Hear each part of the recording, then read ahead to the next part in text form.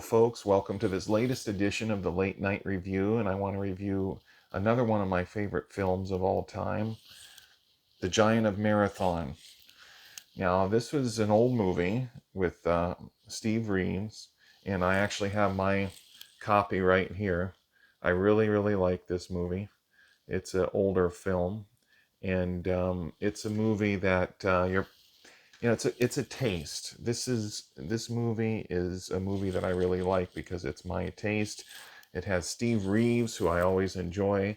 In my opinion, he is probably, just for me, the best bodybuilder of all time. Not because he was the biggest, not because he was the most shredded, but because he had the best balance. And there's others too that I've always liked growing up.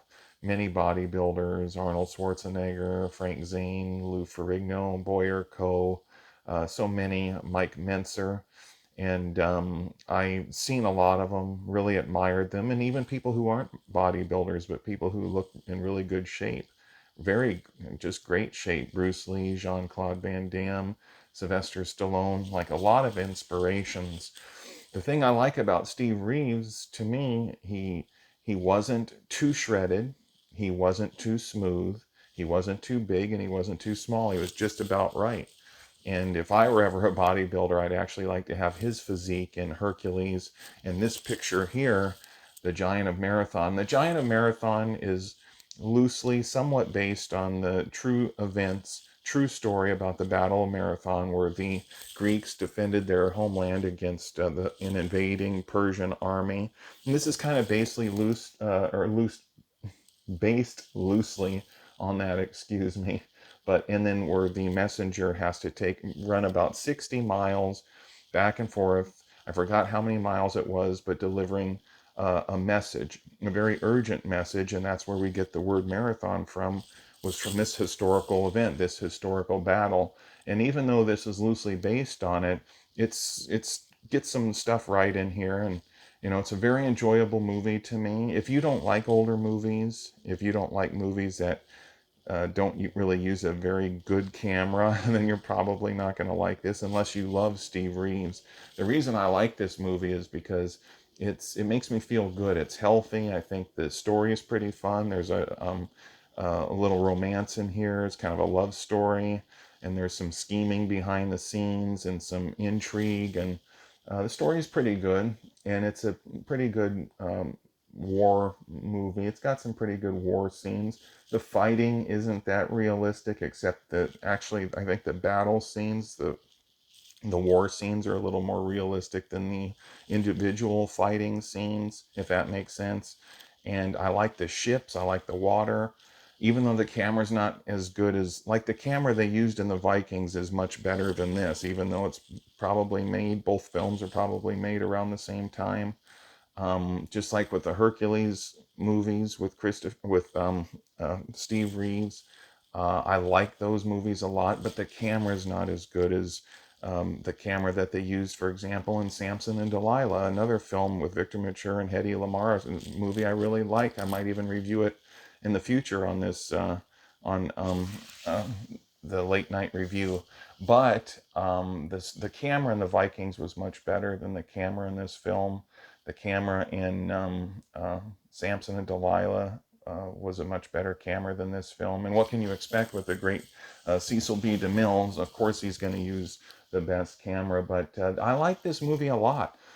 Yes, it's my taste. It's open to criticism. A lot of people can criticize it for this and that, but I really like it. It makes me feel healthy as somebody who exercises and looks at Steve Reeves as a role model for.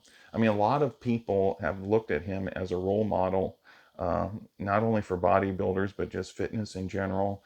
Heck of a guy. I think I've seen interviews with him a little bit on YouTube. I've seen multiple pictures of him and his bodybuilding career and videos. Just fantastic. And this is one of my favorite movies. If you haven't seen it, I would suggest watching it, unless, like I said before, if you don't like movies that are old, or if you have a you know, if you have a pet peeve about, well, if they don't use the right camera, or if the camera's not that good and the quality's not that good, I'm just not going to watch it, then you probably won't like this movie. And it's probably better just to skip it. But it's fun. I mean, it's fun. It's an older movie. It's a different time, different atmosphere. I enjoy that. There's an innocence about it. It's a movie that makes me, you know, want to work out. You see Steve Reeves, you see the things they're doing in here. There's some pretty good battle scenes. I mean, it's not that realistic, but it's an escape. It's enjoyable. It's kind of adventurous, and the score is pretty good. I think the score in here is actually one of the best parts of the film. It's got a good score, and I didn't check to see who did the score, but it's good. I think everything in this movie is pretty good except for the camera. Like I said, there's a couple things in the fighting isn't that realistic, but it's a movie that is enjoyable. You know, you can just sit there, have a snack, eat popcorn, buy it, and just have a good time. Plus, it's Steve Reeves, and with his charisma and with his presence, is pretty much enough to make almost any movie at least watchable, at least tolerable. Well, this movie is much more than tolerable. I like it quite a bit. And if you haven't seen it, I would suggest, you know, renting it or getting it somehow. It's an older movie. I don't know how available this is. This was purchased a few years ago. Actually, somebody purchased this and gave it to me, and it's really a good movie. And I think Hercules is better. I actually like Hercules better, but this movie, sometimes I actually like it better than Hercules Part 2 with Steve Reeves, which is actually Hercules Unchained. I have that film here. I actually like this better than Hercules Unchained, and the reason for that is well, if I do another review about maybe Hercules Unchained. I did a review about Hercules. Maybe I should do one about Hercules Unchained and why I think this is a little bit more enjoyable, a little bit better. Because normally I would just go right to Hercules. But I think that whole sequence, and if I ever do a review of it, I'll talk about it more. But the whole sequence where he lost his memory in Hercules Unchained, and it's like 20, 30, 40 minutes of the film. I think they should have cut it way down to like 15 minutes. I think that makes the film drag on too much. And there's also a few other criticisms I have of Hercules Unchained, even though I like it. It's still one of my favorites. And it had the potential to be the best if it wasn't for those few things. And if I ever do a review about it in the future, I'll get into that. But tonight I'm talking about this.